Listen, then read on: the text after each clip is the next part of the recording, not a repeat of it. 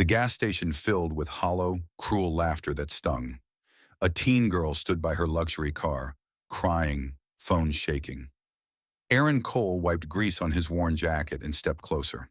Someone scoffed, "Don't bother, she's rich and doesn't care." The single dad ignored them, focused only on her. He knelt by the flat tire in the hot dust, worked quietly, efficiently, no charge, no lecture. The girl whispered, "Thank you." The next morning, Aaron's phone rang. A powerful voice said, "This is Margaret Hale. You helped my daughter. We need to talk." Aaron Cole was 44 years old. His hands were a map of his life, deeply stained with oil, calloused by iron, and steady as a mountain. He was the owner of a small roadside garage that sat on the edge of town like a forgotten relic. To the neighborhood, he was just the guy who fixed brakes and changed oil. To his 12-year-old son, Ben, he was the world. Aaron's life was a quiet cycle of labor and love. He opened the heavy bay doors before the sun touched the horizon, the screech of the metal hinges, a familiar morning greeting. He closed them long after the stars had taken their place, his body aching, but his mind at peace. His shop was honest, it was small, and it was barely surviving the era of giant corporate dealerships that offered free coffee and slick waiting rooms. Aaron took the emergency calls that others ignored, the midnight breakdowns in the middle of nowhere, the rainy day blowouts that happened to those who couldn't afford new tires. He never complained about the cold biting at his joints or the grease that seemed to have found a permanent home under his fingernails. 6 years ago, his life had changed in a single afternoon. His wife, Maria, a woman who smelled like cinnamon and always had a song on her lips, had gone in for a routine surgery. Complications. A sudden, violent reaction. No warning. One moment he was planning their anniversary dinner. The next he was a widower standing in a cold hospital hallway with a 6-year-old boy who didn't understand why mommy wasn't coming home. Aaron had to learn to parent and grieve at the same exact time. He became a man of few words, choosing to let his actions speak for his character, as if talking too much might break the fragile world he had built for his son. Every afternoon, Ben would arrive at the shop after school, his backpack tossed onto an old workbench. The boy would put on a tiny grease-stained apron and hand his father tools with a serious expression. 10-millimeter socket, Ben, Aaron would say, not looking up from the engine. Here, Dad, Ben would respond, eyes bright with the quiet pride of being his father's right hand. People often underestimated Aaron. They saw the old battered truck he drove, its paint faded by years of sun and rain. They saw the worn denim and the quiet, humble voice. They assumed he was a man who had settled for a small life because he didn't have the ambition for a big one. They were wrong. He had chosen this life because it was real. On this particular afternoon, the heat was shimmering off the asphalt, making the air feel like a heavy blanket. Aaron pulled into a crowded gas station after a grueling 12-hour shift. He noticed a teenage girl, Lena, who couldn't have been more than 16. She was standing beside a pristine white European luxury SUV that looked out of place in this dusty part of town. The rear tire was shredded, the expensive alloy rim resting painfully on the concrete. Lena was crying, not just a few tears, but a deep, shaking sob that came from her very core. She held a phone with a cracked screen, desperately trying to get a signal as if it were a lifeline. Several men stood nearby, leaning against their shiny cars, watching the spectacle. They weren't helping. They were commenting, their voices carrying on the dry wind. "Look at that," one man laughed, gesturing with a soda can. "Daddy's little girl doesn't know what a jack is. Probably thinks it's a person. Probably doesn't even know where the engine is," another chuckled, adjusting his sunglasses. "She'll be here all night waiting for a prince." They made loud jokes about rich kids and roadside assistants being a birthright. Aaron heard the laughter. It grated against his soul like sand in an engine. He felt a flash of anger, but he suppressed it, focusing instead on the girl's distress. He ignored the hecklers as if they were nothing more than buzzing flies. He walked over to Lena, his boots crunching on the gravel with a steady rhythm. He kept a respectful distance, his voice low and calm, the voice he used when Ben was scared of a thunderstorm. "Are you okay, miss?" he asked. Lena looked up, her face flushed and streaked with mascara, her eyes wide with a mix of fear and embarrassment. She shook her head, her voice trembling so hard she could barely speak. My phone is dead. I called my mom, but the call dropped. I don't, I don't know how to do this. I'm sorry. I'm so sorry. Aaron knelt immediately by the wheel, the hot gravel biting into his knees. Don't be sorry, he said gently, his eyes fixed on the tire. Nobody's born knowing how to fix a car. We all have to learn sometime. The man at the pump yelled over, Hey, mechanic, don't waste your time. She's got a platinum card for that. Go home and have a beer. Aaron didn't even look back. He didn't give them the satisfaction of a reaction. He reached into his truck and pulled out a professional hydraulic jack and a heavy lug wrench. He began to work with a fluidity that only comes from 20 years of muscle memory. He didn't just fix it, he turned it into a lesson, his voice a steady drone that seemed to anchor Lena to the ground. See this, Lena? This is the jacking point. You want to make sure it's secure before you lift. Never put your body under a car held only by a jack. Lena watched him, her sobbing subsiding into small, hiccuping breaths. She watched his grease-stained hands move with a precision and care that seemed at odds with his rough appearance. The hecklers eventually grew bored when they realized they couldn't get a rise out of him, and they drove away in a cloud of dust. Aaron finished the job in less than 10 minutes, the spare tire firmly in place. He stowed his tools back into his truck with practiced ease. He washed his hands with a bottle of water, the gray suds disappearing into the thirsty ground. He looked at Lena and gave a small, reassuring nod, his eyes kind. Check your pressure at the next stop, he said, and take a deep breath. You're going to be just fine. Drive safely. Human mark. Aaron finishes the job, washes his hands with bottled water, and tells Lena to drive safely. Nothing more. Lena reached into her designer purse, her hands fumbling with a leather wallet that probably cost more than Aaron's weekly grocery budget. Please, she said, pulling out several crisp $100 bills, her eyes pleading. I have to pay you. You saved me. I was so scared. And those men, they were so mean. Aaron shook his head, his hands deep in his pockets, leaning against his truck. I don't want your money, Lena. I didn't do it for a tip. I did it because it was the right thing to do. Lena looked utterly confused, her brow furrowing. In the world she lived in, every service had a price, and every kindness was a transaction. But why?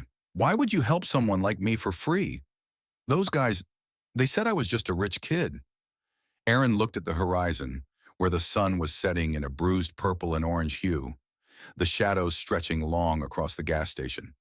Help someone else someday, he said simply, his voice carrying the weight of experience. That's how the world keeps turning. We all take turns needing help. Lena's composure broke again, but this time it wasn't fear. It was pure, overwhelming relief, the kind that comes when you realize the world isn't as cold as you thought it was. She leaned against the side of her car and admitted something she hadn't even told her therapist. I ran away from a party tonight, she whispered, looking at her shoes. Everyone was drinking, and the music was so loud, and I felt so invisible. I just wanted to go home, and then the tire blew, and I thought I was stuck there with those people laughing at me forever. Aaron listened. He didn't interrupt with advice or a lecture on the dangers of high school parties. He simply offered his presence, a steady anchor in her emotional storm. He thought of Ben. He thought of the world his son would have to navigate, a world that was often quick to mock and slow to assist. He shared one sentence, his voice thick with a rare, raw emotion. My son cried like that. The night his mom died. It wasn't about the tears, Lena. It was about feeling like the world had moved on without him. A profound, heavy silence settled over the gas station, broken only by the distant sound of the highway. Ben stepped out from the passenger side of Aaron's truck, his small face reflecting the seriousness of the moment. He held a cold bottle of water he had taken from their cooler and walked over to Lena with a shy smile. Here, Ben said softly. It's cold. My mom used to say water fixes everything from the inside out. Lena took the water, her fingers brushing against Ben's. A faint, genuine smile finally touched her lips, the first real one Aaron had seen. She looked at the boy, then at the father, seeing a bond that was forged in something much stronger than wealth or status. Erin did one final walk around of her vehicle, checking the other tires with a practiced eye. "You're good to go," he said, tapping the hood of her car. "Keep your doors locked until you get home." Lena got into her car, the engine purring to life. She drove away slowly, checking her rearview mirror twice, watching the tall, quiet mechanic and his son until they were just specks in the distance. That night, as they drove home through the quiet streets, Ben looked out the window at the passing lights. "Dad, why were those men laughing at her? She was just a girl who was sad." Aaron gripped the steering wheel, his eyes focused on the road ahead. "Because, Ben, some people think that having more stuff makes them more important. They use laughter to hide how small they feel inside. They forgot what helping looks like. They forgot that we're all just one flat tire away from needing a hand." Ben nodded, absorbing his father's words like a sponge. He reached into the glove box and found a piece of cardboard from an old spark plug box. When they got home, the house quiet and smelling of old wood, Aaron watched as Ben took a thick black marker from the kitchen drawer. The boy sat at the table and wrote, "Be kind," in large, slightly crooked letters, pressing so hard the marker bled through. The next morning before school, Ben taped it to the inside of the garage door at the shop, right where the customers would see it as soon as the bays opened. Aaron felt a tightness in his chest as he looked at the sign. He realized he wasn't just fixing cars and balancing tires. He was raising a man who would know how to stand up when everyone else stayed seated. He was building a legacy that had nothing to do with bank accounts and everything to do with the heart. Human mark. Ben writes "Be kind" on a piece of cardboard and tapes it inside the garage. The next morning started like any other, with the smell of strong coffee and the rhythmic hum of the air compressor. The phone in the cramped, oil-scented office rang at exactly 9 a.m. Aaron wiped his hands on a red rag and picked it up, expecting a call about a head gasket. "Cole's garage," he said, his voice gravelly. "Mr. Cole?" a woman's voice asked. It was composed, precise, the kind of voice that belonged to someone used to making decisions that affected thousands. "This is Margaret Hale.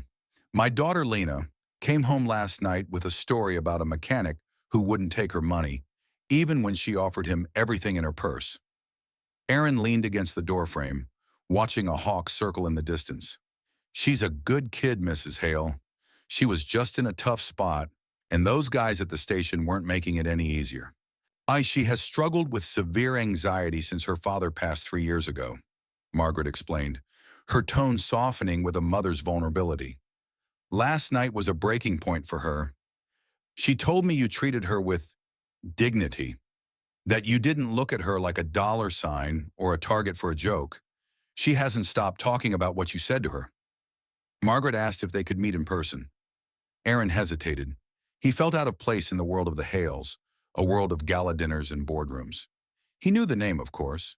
Margaret Hale was a billionaire philanthropist, a titan of industry who appeared on the covers of magazines. "I have a shop to run and a son to pick up, Mrs. Hale," Aaron said, his voice firm but polite. "I'll come to you," she replied, leaving no room for argument. An hour later, a simple dark sedan pulled into the gravel lot, kicking up a small cloud of dust. There was no motorcade, no assistants with clipboards or security guards in earpieces. Margaret Hale stepped out. She was dressed in a simple navy suit, her eyes sharp and observant as she took in the peeling paint in the aging equipment. She stood in the bay and watched Aaron work for 20 minutes while he finished a job on a rusted minivan. She didn't interrupt. She watched him explain a brake pad replacement to an elderly woman, showing her the worn parts and charging her only for the cost of the materials. She saw Ben sweeping the floors during his break, pausing to show a customer where the coffee pot was. She saw the "Be kind" sign taped to the door, the ink already starting to fade in the sun. Finally, Aaron finished and approached her, wiping his hands. "Mrs. Hale," he said, nodding respectfully. "You have a very honest business, Mr. Cole," she said, her eyes scanning the modest tools and the aging hydraulic lift. "It's rare to find a place where the work is more important than the bill." She talked about Lena. She admitted that as a billionaire, she often tried to fix Lena's internal struggles with external things. The best therapists, the most expensive tutors, elite security. But money didn't help her last night, Margaret said, her voice dropping. Presence did. You gave her your time when you had none to spare. You gave her a piece of your own story. Margaret reached into her bag and pulled out a leather folder. I want to fund this garage, Aaron. I want to turn this into a state-of-the-art facility. New lifts, a fleet of mobile service trucks, a climate-controlled shop. I want to make you the biggest name in automotive repair in the state. Aaron looked at the folder. He looked at Ben, who was watching from the shadows of the office, his eyes wide. He thought about the stack of unpaid bills sitting on his desk and the way the roof leaked when it rained. Then he slowly shook his head. No, thank you, Mrs. Hale, Aaron said, his voice steady. Margaret froze. She was a woman who was rarely told no, especially when offering a fortune. I beg your pardon? This is a gift, Aaron. No strings attached. A thank you for what you did for my daughter. Everything has strings, Mrs. Hale, Aaron said firmly, his eyes meeting hers. I appreciate the thought, truly. But I built this place with my own 2 hands and a lot of sweat. My son is learning the value of a hard day's work right here, seeing me struggle and seeing me succeed on my own. He took a deep breath. If I take your millions, I'm just another guy on your payroll. I don't want favors tied to gratitude. I want my dignity, and I want my son to know that his father's integrity isn't for sale. Margaret was stunned. She had spent her life surrounded by people who were always looking for a handout, always calculating what they could get from her. She had never seen integrity that couldn't be bought, even when it was wrapped in a greasy jacket. She saw the oil under his fingernails and the fierce pride in his eyes. She realized that Aaron Cole was, in every way that mattered, wealthier than most of the billionaires she dealt with in Manhattan. She closed the folder and gave him a look of profound respect. I understand, she said quietly, but I won't forget this. Symbol rejected. Aaron rejects wealth-based gratitude, choosing dignity. Margaret Hale didn't push the money on him again. She respected the boundary he had drawn in the dirt. But she was a woman of action, and she didn't walk away either. A few weeks later, she returned to the shop with a different kind of proposal, one that didn't involve a checkbook. I'm starting a community auto training program, she told Aaron, sitting on a wooden stool in the office, for at-risk youth and teens who feel as lost as Lena did that night. I want them to learn a trade, but more importantly, I want them to learn the character I saw in this garage. She asked Aaron to be the lead mentor part-time. On your terms, she added, you choose the curriculum, you choose the students, and we'll pay the kids to be here. Aaron agreed. It was a way to help that didn't feel like a handout. The program became a local phenomenon within months. Among the first students to sign up was Lena. The girl who had once cried over a flat tire was now leaning over an engine block, her face smudged with grease. She traded her designer purses for a professional tool belt. As she learned mechanics, her confidence grew in leaps and bounds. Her anxiety began to take a back seat to her newfound competence. She wasn't just the billionaire's daughter anymore. She was a girl who could diagnose a misfiring cylinder. Ben gained a new sense of pride watching his father teach. He saw that his dad wasn't just a mechanic. He was a leader, a man who could command a room with a whisper. Margaret would attend the sessions quietly, sitting on an old crate in the back. She would watch. No press, no cameras, no fanfare. She watched her daughter thrive under Aaron's patient, non-judgmental guidance. She saw Lena laugh with a group of boys from the neighborhood, the barriers of class dissolving over a shared project. One evening, Lena sat on the bumper of a truck she had just finished servicing, wiping her hands just like Aaron did. She looked at her mother and said, "He's the first person who treated me like I mattered, not because of our name, but because I could hold a wrench and get the job done." Margaret realized that healing didn't come from a checkbook or a prestigious school. It came from being seen and being useful. It came from a community. The garage thrived over the following year, but it stayed modest and true to its roots. Aaron didn't buy a mansion on the hill. He didn't buy a fleet of luxury cars. He kept the same old truck, though he did finally fix the heater so Ben wouldn't be cold on the way to school. The shop remained simple, honest, a place where a handshake still meant something.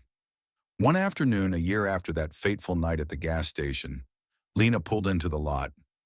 She was alone this time, driving a more modest car she had bought with her own earnings from the program. She had a flat tire.